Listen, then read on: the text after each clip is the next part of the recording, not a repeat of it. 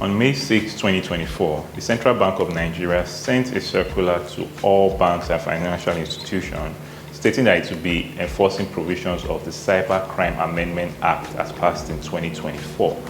Now, the key contentious issue in this act is the 0.5% Cybersecurity Levy, which is supposed to apply on all electronic transactions value by businesses specified in the second schedule of the act. Now, that act is the Cybercrime Amendment Act of 2024.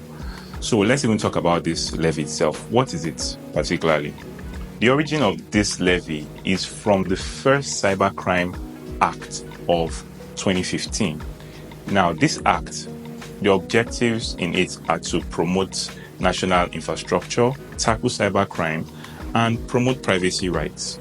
So if you check the provisions of the act, it has things like cyberbullying, cybercrime, advanced fee fraud, all those things that, we complain about that we don't like seeing online. So the act is actually noble, but this levy was supposed to fund the activity to sort of promote these things. Now, fast forward to 2024, because for some reason, this levy wasn't implemented as it should, and we're not exactly sure why, but some of us have heard that it was kicked against. Now, with this circular to the commercial banks and other financial institutions, the CBN is looking to simply enforce what the National Security Advisor is saying. It's not the CBN actually imposing it. And people are upset for a number of reasons. So one, it's increasing the cost of doing business and increasing the cost of living, right? Because there are already bank transfer charges, there are already stamp duties, and there's a lot happening in terms of inflation. And this is just an additional cost. And also remember that there is no cap on this levy. So it's 0.5% on any amount, which could get really high, right? Especially when you start doing large transaction values. But the interesting thing is, does this apply to every single transaction and everybody?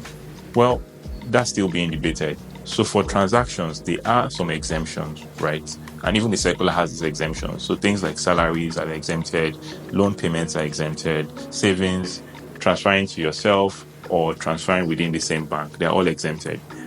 So what are people going to do? Are we going to see a case where people are making normal transfers and calling it salaries? How will the CBN monitor it? That's left for debate.